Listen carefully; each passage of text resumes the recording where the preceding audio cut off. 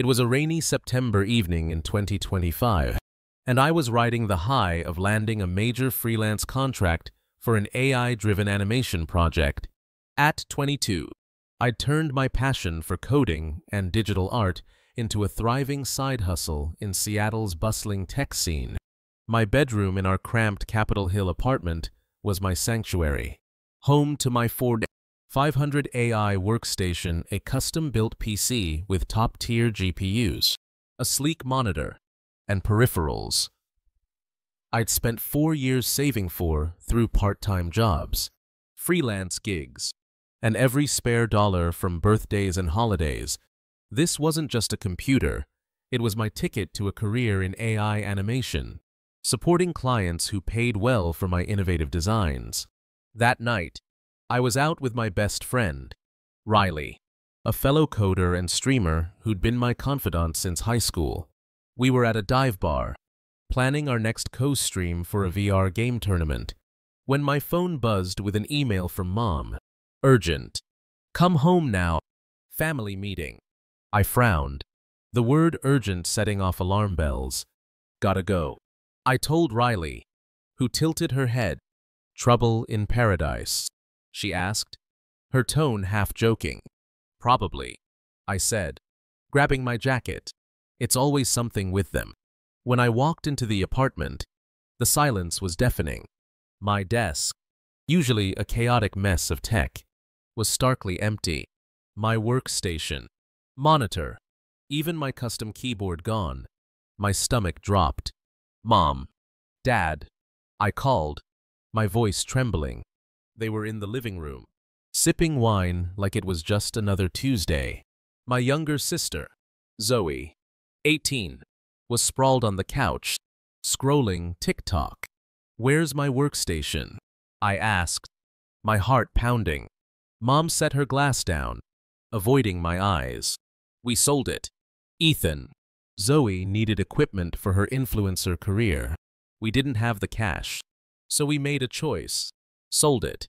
I repeated, my voice rising. My 4.500 AI workstation. The one I built with my own money. That's my job. Mom. Dad waved a hand. Dismissive. It's just a computer. Ethan. Zoe's building a brand. You can always get another one. I stared at them. Disbelief morphing into rage. A brand. She's posting makeup tutorials. I have clients depending on me. Deadlines. How am I supposed to work now? Zoe glanced up, rolling her eyes. Chill. Ethan. It's not a big deal. You're always working anyway. I turned to her, my fists clenched. Not a big deal. That was 4 years of my life. Zoe, you knew what it meant to me. Mom cut in, her voice sharp. Don't attack your sister. We're your parents, and we did what was best for the family. Zoe's career is important. I laughed. Bitter. Her career. She's chasing likes while I'm actually earning money. This is theft. Plain and simple. Dad's face hardened. Watch your tone. You live here. We decide what's best. I stormed to my room, slamming the door. The empty desk mocked me, a symbol of how little my family valued me. My family was a masterclass in favoritism. Mom, a marketing consultant, and Dad, a logistics supervisor, had always put Zoe on a pedestal. She was their star, destined for influencer fame, while I was the reliable one, expected to sacrifice for the greater good, meaning Zoe's whims. Growing up, if money was tight, my needs were the first to go. You're older. Ethan. Mom would say, Zoe's sensitive. She needs more support. I'd adapted, channeling my energy into coding and AI to escape the constant sidelining. Zoe was the opposite of me, charismatic, entitled, and obsessed with her online image. She'd spend hours filming TikToks, chasing trends, and begging Mom and Dad for ring lights, cameras, and designer outfits. They'd fund her every request, dismissing my AI work as nerd stuff. I didn't resent Zoe at first, I just stayed out of her way, focusing on my goals. But her indifference, paired with my parents' enabling, was starting to wear me down. That night, after the bombshell about my workstation, I confronted Zoe in her room. She was testing a new ring light, surrounded by makeup palettes. "Did you know they sold my setup for your influencer gear?" I asked, leaning against the doorframe. She shrugged, adjusting her camera. "They mentioned it. So what? It's just a computer. You'll build another one. Just a computer." I snapped. "That's my career, Zoe. I use it to pay bills, to build a future. You knew that." She smirked, unfazed. "Relax, Ethan. It's not my fault they thought it was a good deal. I didn't tell them to sell it. But you let it happen," I said, my voice rising. "You knew what it meant to me, and you didn't care." Zoe rolled her eyes. "Maybe if you weren't so obsessed with your tech toys, you'd get why my brand matters. I'm going somewhere. You're just coding in your room." I walked out, my blood boiling. Talking to Zoe was pointless. She saw herself as the victim. Always. The next few days were a blur of rage and frustration. I could barely look at my parents or Zoe without feeling betrayed. My old laptop, a sluggish relic from high school, struggled with basic tasks, turning freelance work into a nightmare. Every lag or crash was a reminder of what I'd lost. I texted Riley, venting. They sold my AI workstation for Zoe's influencer crap. "I'm done." Her reply was instant. "WTF? They didn't even ask. Come over. We'll figure this out." At Riley's loft, over takeout sushi and energy drinks, we strategized. "You can't stay there," she said, her eyes fierce. "They'll keep treating you like garbage." "I know," I said, rubbing my temples. "But Seattle's expensive. I've got savings, but not enough for rent." "Double down on freelancing," she suggested. "Your AI animations are fire. And what about streaming? You had a decent following before. I'll co-stream with you to boost views." She was right. I'd streamed VR games and coding tutorials in college, building a small but loyal audience before family drama derailed me. "Maybe," I said. "But first, I need my money back." I tracked down the buyer, a local tech enthusiast who'd paid $1,800 for my setup. They were sympathetic but firm. "I'll sell it back for what I paid. But I can't just return it." I didn't have $1,800 liquid, so I decided to confront my parents. At dinner, I laid out my case.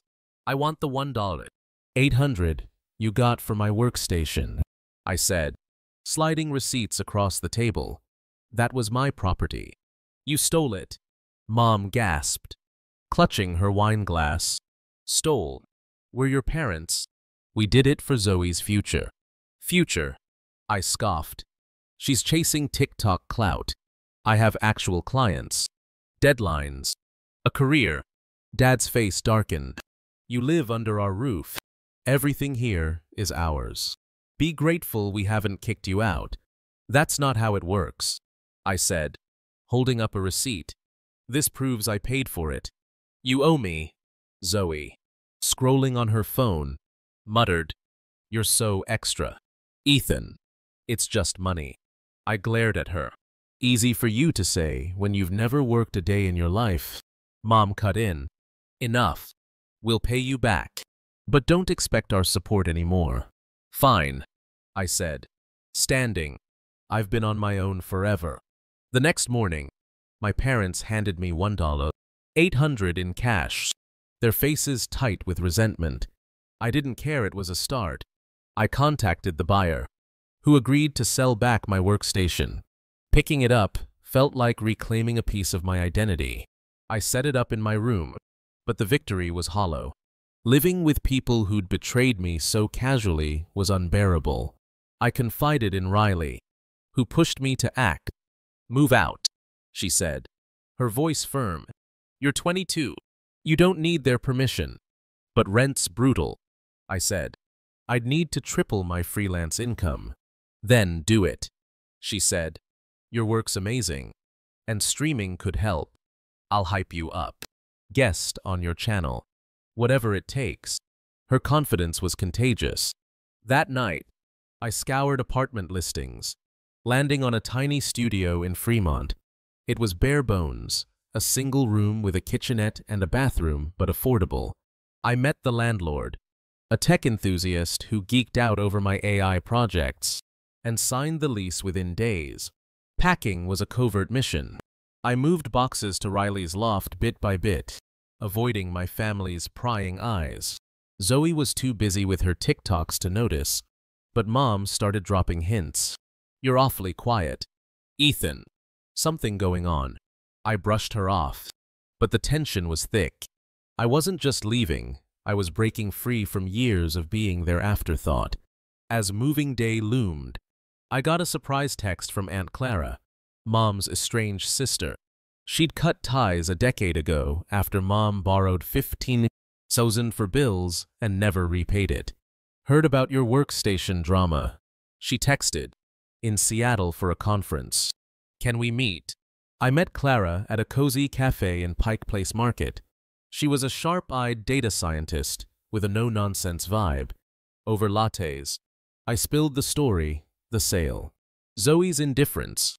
My parents' excuses. I showed her receipts and screenshots of my freelance earnings. Clara's jaw tightened. Your mom's been pulling this since we were kids. Puts on a show. But it's all about control. She slid a flash drive across the table. Emails. Bank records. Proof she scammed me. If they push back, use this. They're not untouchable. Why now? I asked, pocketing the drive. Because I see you fighting for your life, she said. I didn't fight hard enough back then. I'm not letting them crush you too. Her support was a lifeline. With Clara's evidence and Riley's encouragement, I felt ready to face the storm ahead. The morning of my move was a blur of adrenaline and determination. Seattle's drizzle painted the streets as I loaded the last of my gear. My AI workstation, monitors, and a few boxes of clothes into Riley's beat-up van. My Fremont studio awaited, a 300-square-foot haven that promised freedom.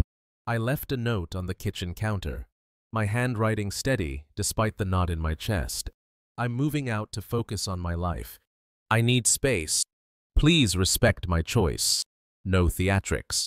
No final showdown, just a quiet exit from a life that had suffocated me for too long. Riley, ever the optimist, blasted indie rock as we drove across town. This is it. Ethan, she said, grinning. Your Batcave. No more family BS. I forced a smile, but the weight of leaving was heavier than I'd expected. Not because I'd missed them. Mom's guilt trips. Dad's dismissals. Zoe's entitlement, but because it meant closing a chapter I'd spent years hoping to rewrite. What if they don't even care? I asked, staring out the window. They'll care, Riley said, her voice firm. Not because they love you the way they should, but because they've lost their scapegoat. Brace for impact. Her words proved prophetic. By noon, as we unpacked in my new studio, my phone erupted. Mom's voicemail was a tearful tirade. Ethan, how could you leave without a word? We're your family. This is so hurtful. Dad's was colder. His voice clipped. This is reckless and selfish. You'll regret running away like a coward. Zoe's text was predictably flippant. Lol. You really bailed. Mom's losing it. Good luck with that. I played the voicemails for Riley, who rolled her eyes. Textbook manipulation. Mom's playing victim. Dad's flexing control. And Zoe's just Zoe. Ignore them. I'm trying, I said, setting up my AI workstation. The familiar hum of its fans grounded me, a reminder of what I was fighting for. But it's hard not to feel guilty. Riley put a hand on my shoulder. You're not the bad guy here. They sold your livelihood for Zoe's TikTok lights. You're allowed to choose yourself. That night, I went live on my streaming channel, my first broadcast in years. The setup was makeshift, My desk wedged against a bare wall, but the energy was electric.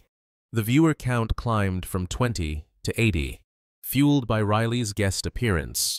Ethan's an AI wizard. She hyped, her enthusiasm infectious. The chat exploded with emojis and questions. "What's that rig? You coding live?" I answered with a mix of nerves and excitement, demoing a simple AI animation I'd built for a client. It felt like reclaiming a piece of myself. But the backlash wasn't over. The next morning, I woke to a barrage of texts. "Mom, you've broken my heart." "Ethan, how could you abandon us?" "Dad, you think you're independent. You'll crawl back when you fail." "Zoe, wow, you're streaming now." Cringe. "Mom's crying. FYI. I put my phone on silent, but the words lingered, each one a tiny cut. I met Riley for coffee at a Fremont cafe, needing her perspective. Over steaming lattes, I showed her the texts. "They're not gonna stop," I said, my voice heavy. Part of me wants to block them. But what if that makes it worse? "Don't block them yet," Riley advised, stirring her coffee. "Save everything. Texts, voicemails, proof of their crap. You might need it if they escalate. But don't engage. You're building something real here. Don't let them derail you." Her advice was a lifeline.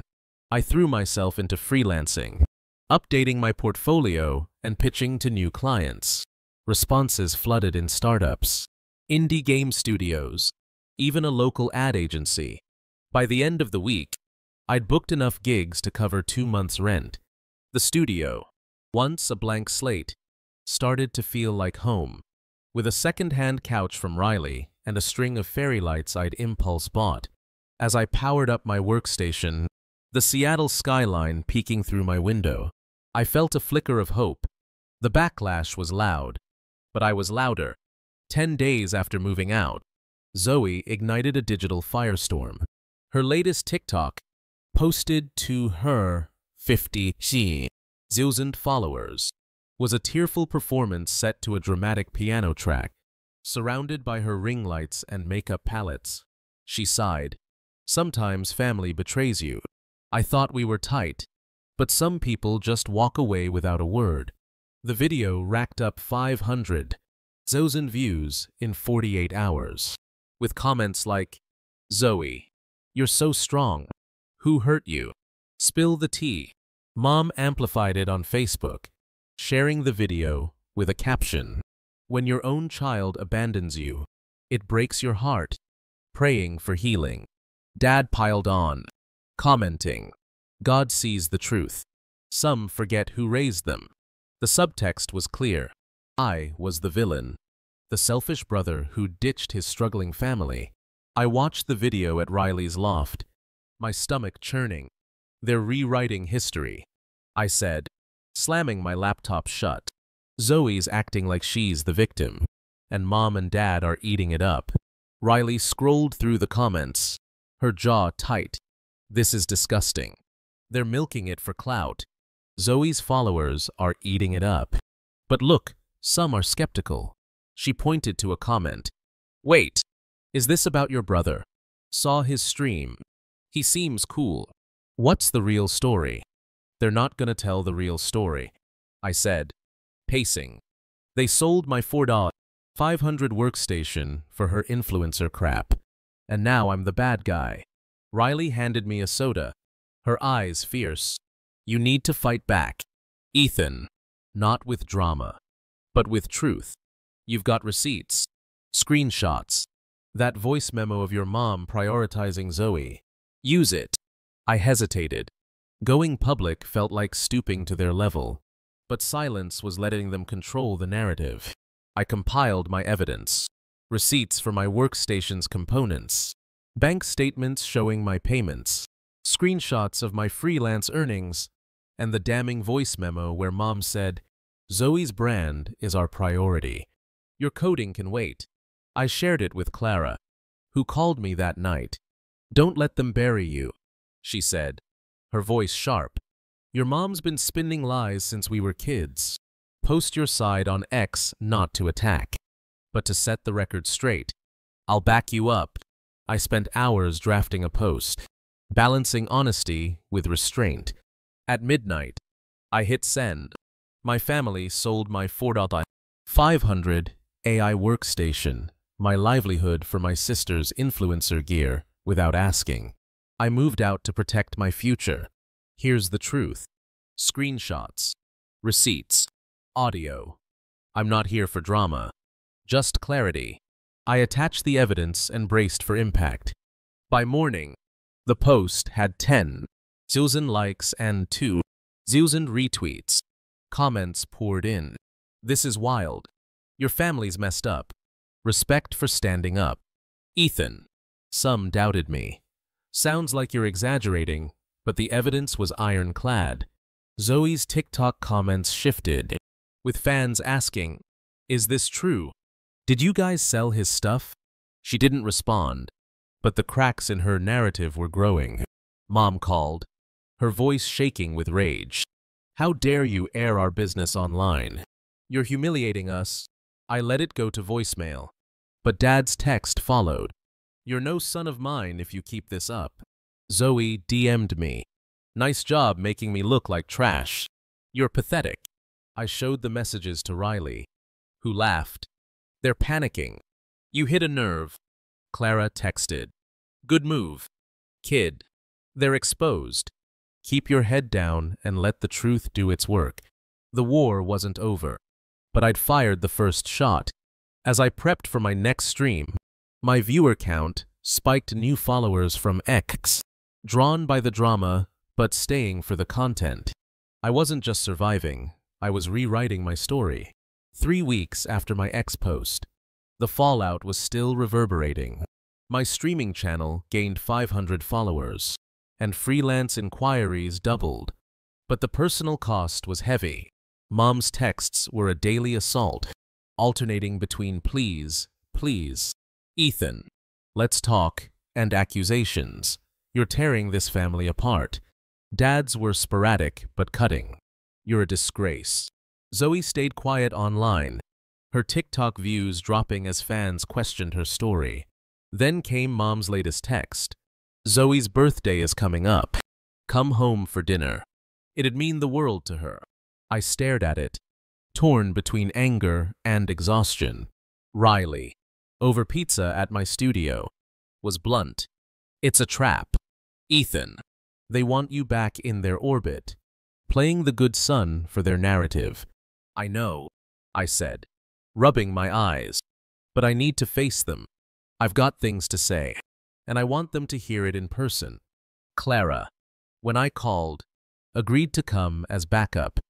They'll try to guilt you, she warned. Stay sharp, and don't let them twist your words. I'll be there to keep them honest. We chose a neutral diner in Belltown. Its retro vibe, a stark contrast to the tension awaiting us. I didn't tell my family Clara was coming. At 7:00 p. Mia. They arrived. Mom, Dad, and Zoe, who clutched her phone like a shield. Mom's smile was strained, her eyes darting nervously. Dad's face was a mask of barely contained rage. Zoe looked sullen, her usual swagger muted. Ethan, we've missed you, Mom began, her voice dripping with rehearsed warmth. Can we put this behind us? For Zoe's birthday? No, I said, my voice steady. You sold my 4,500 AI workstation, my career for Zoe's ring lights and cameras. You didn't ask me. You stole from me, and you're acting like it's my fault. Mom gasped, clutching her purse. Stole. We're your parents. We did it for Zoe's future. Future, I snapped. She's chasing TikTok fame while I'm paying bills with my work. You've always put her first, and I'm done pretending it's okay. Dad slammed his fist on the table, rattling the silverware. You ungrateful brat. You lived rent-free in our house. Everything there was ours, including that computer. Not my workstation, I said, sliding a folder of receipts across the table. I paid for every component. I've got bank statements, screenshots, proof it was mine. You sold it for $1,800 and gave it to Zoe's brand. That's theft. Zoe rolled her eyes. Finally speaking. God. Ethan. You're so extra. It's just a computer. Why are you making this a whole thing? I turned to her, my voice low but sharp. It's not just a computer, Zoe. It's 4 years of saving, working, building something for myself. You wouldn't get it. You've never had to earn anything. Mom's voice cracked. Stop attacking your sister. Zoe's building a career. Her brand is important. Brand. I laughed. Bitter. She's posting makeup tutorials while I'm meeting client deadlines. You don't care because it's not shiny enough for you. Clara walked in, her presence commanding the room. Mom's eyes widened, her face paling. Clara, what are you doing here? Supporting my nephew, Clara said, tossing her flash drive on the table. Emails, bank records, proof you scammed me out of 15,000 years ago. You've been manipulating and stealing for decades, and now you're targeting Ethan. It stops here. Dad's jaw tightened, but he stayed silent, his bravado crumbling under Clara's glare. Zoe shifted uncomfortably, her phone forgotten. Mom's tears flowed freely now. Ethan, please, she whispered. We're sorry. We didn't mean to hurt you. Come home. I looked at them, the parents who'd dismissed me, the sister who'd taken without remorse.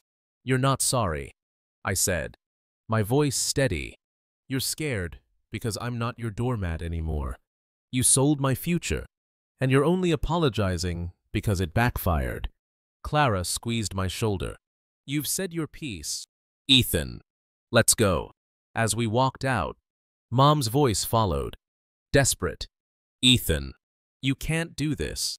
We're family. I didn't look back. The diner's neon sign buzzed behind me, a fitting end to a chapter I was ready to close. In the car, Clara turned to me. You were fierce in there.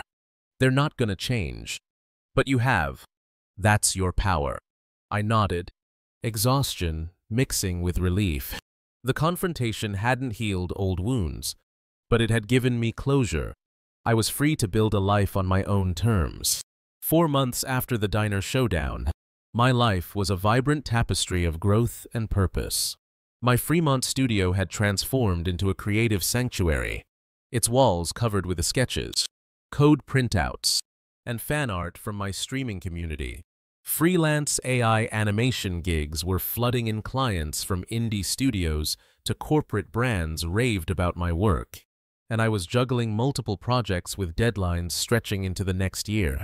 My streaming channel hit 500 followers, fueled by Riley's high-energy co-streams, my weekly AI tutorials, and a viral clip of me coding a live animation that landed on tech blogs. Therapy, now a cornerstone of my routine, was peeling back layers of guilt and resentment.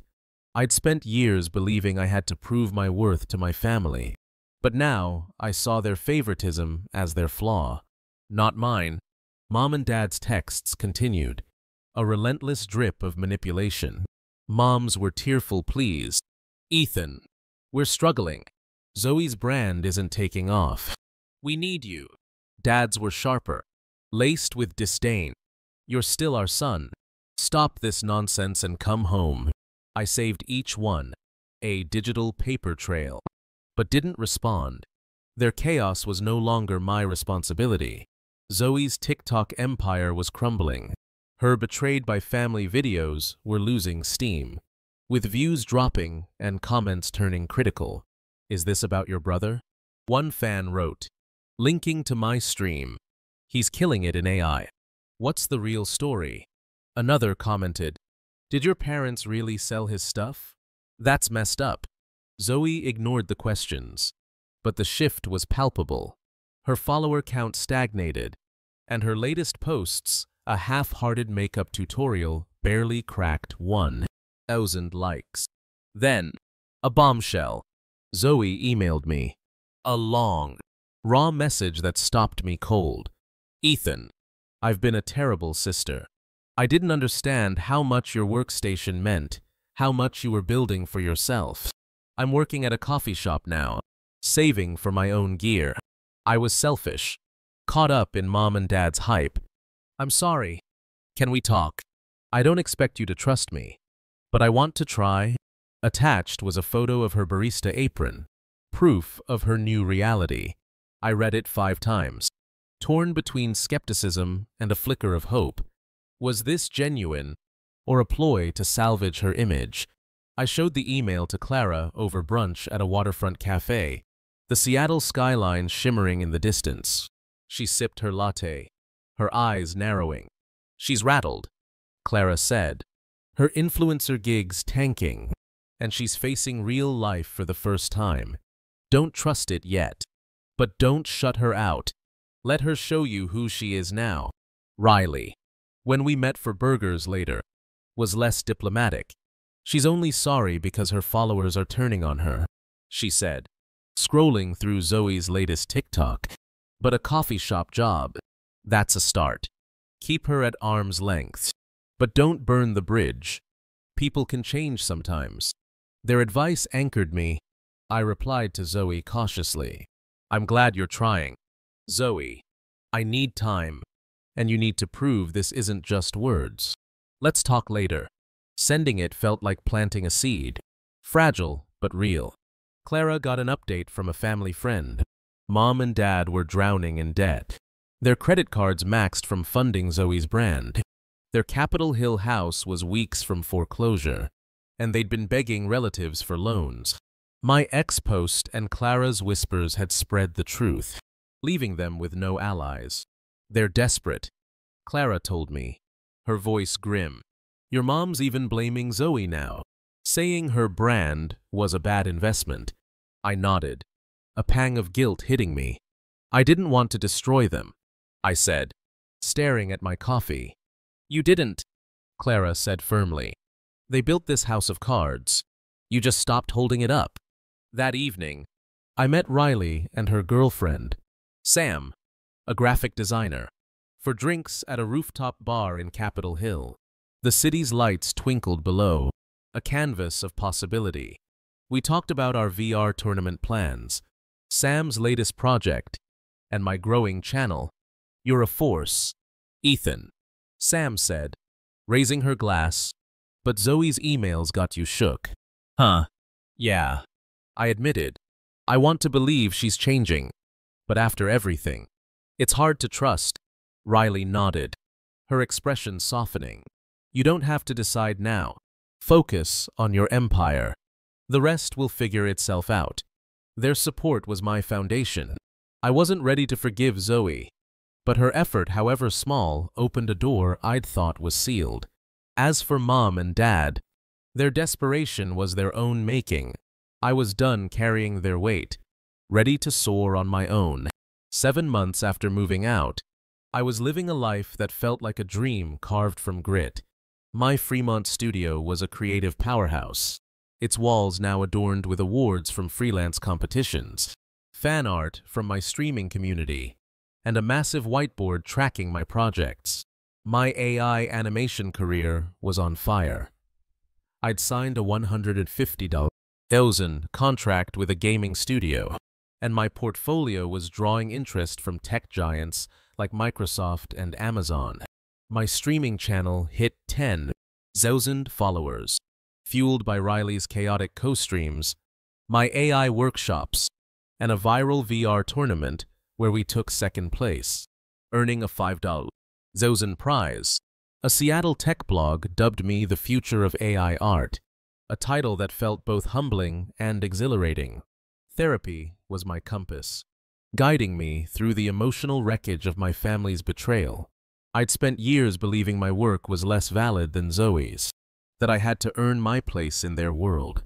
My therapist helped me see that their favoritism was about control, not my worth. Each session left me stronger, more confident in my right to prioritize myself. Aunt Clara had become my rock, a mentor and surrogate family. We spent Christmas at her cabin in the Cascades, joined by her partner, Leo, and a lively mix of data scientists, artists, and musicians, over a feast of roasted lamb, homemade bread, and mulled wine. Clara shared stories of her own escape from Mom's manipulation. "You're the one who broke the cycle," she said, raising a glass. To Ethan, the trailblazer, Riley and I had launched an AI art project, a virtual gallery showcased at a Seattle Tech Expo.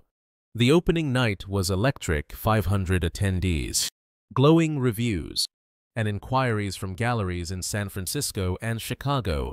As we stood by our exhibit, a shimmering digital cityscape, Riley nudged me.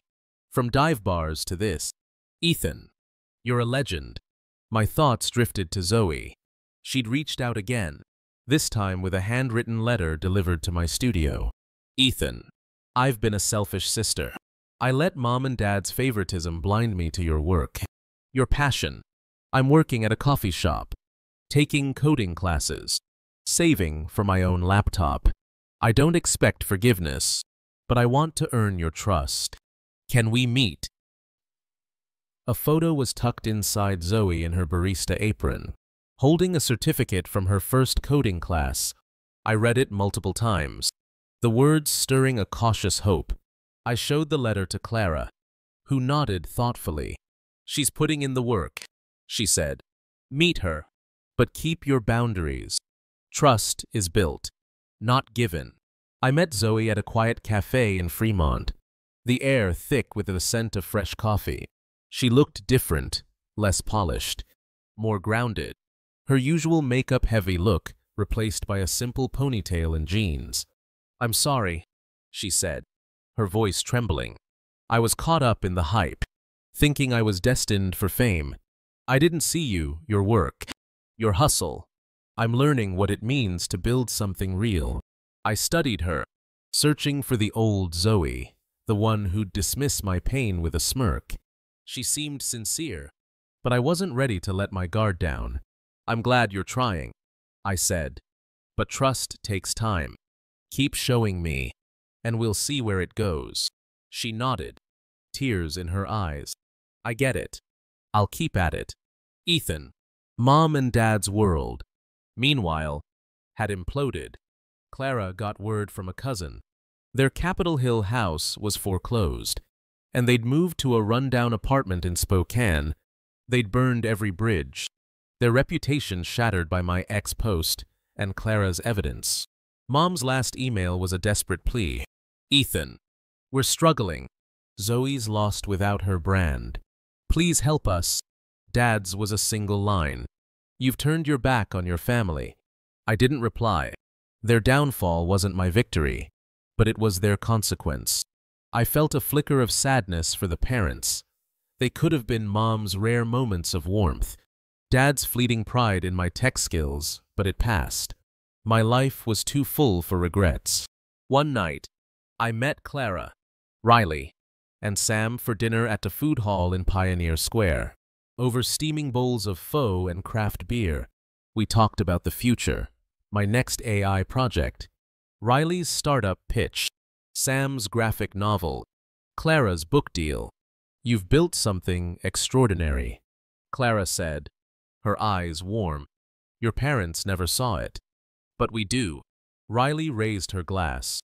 "To Ethan, the guy who turned Betrayal into a masterpiece." I laughed, clinking glasses, the warmth of their support washing over me. Later, streaming to a packed chat of 700 viewers, someone asked, "What's your story?" "Ethan." I leaned into the mic, my AI workstation glowing. "I'm a guy who lost everything to people who didn't value me, so I built it back. Better, with people who do. Never let anyone steal your fire." The chat erupted. "Icon, you're my hero." And I smiled. The weight of my past lifted. The reckoning was complete, and I was ready for what came next. 10 months after moving out, my life was a testament to what resilience and community could build. I'd upgraded to a larger apartment in Belltown, a sleek space with floor-to-ceiling windows and a dedicated VR room that doubled as my streaming studio. My AI animation career was soaring, I'd won a National Tech Award for innovation, and my work was featured in a Wired article titled "The Next Generation of Digital Art." My streaming channel hit 15,000 followers, with viewers tuning in for my AI workshops, VR gaming sessions, and Riley's chaotic guest spots. A Seattle gallery offered me a solo AR exhibit, a dream I'd barely dared to voice. My community was my new family. Stream viewers sent messages that warmed my heart. "Your tutorials got me my first coding job," or "Your story inspires me to keep going."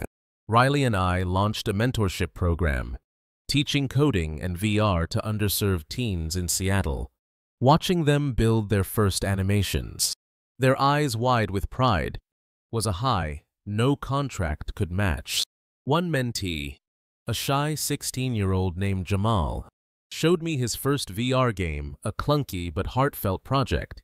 "You made me believe I could do this," he said, and I nearly teared up.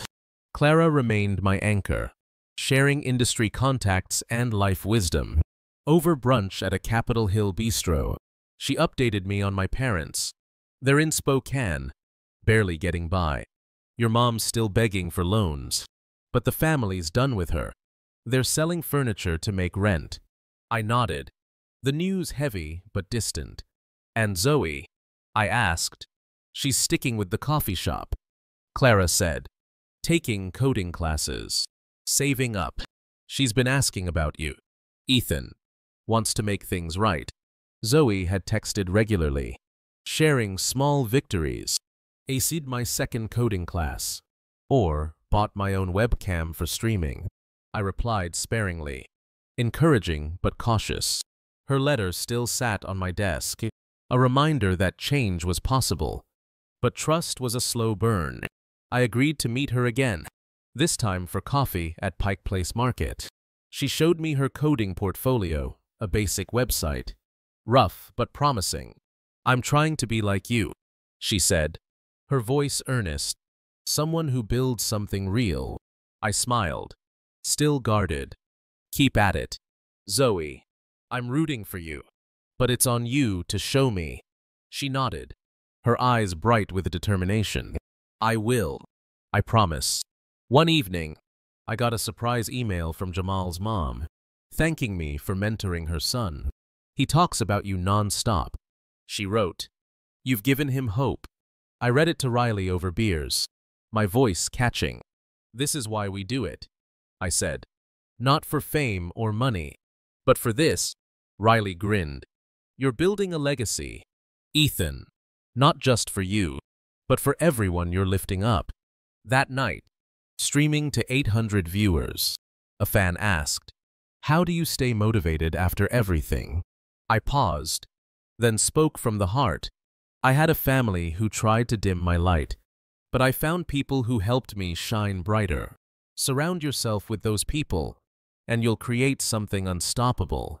The chat exploded with support, and I felt a surge of pride. I wasn't just surviving, I was shaping a future for others. A legacy born from pain, but defined by hope. A year after leaving my family's toxic grip, I was a new person not in appearance, but in soul. My Belltown apartment was a beacon of creativity, its VR studio buzzing with projects that fused AI and art in ways that pushed boundaries. My career had taken me to conferences in San Francisco, New York, and Berlin, where I spoke about the future of digital storytelling.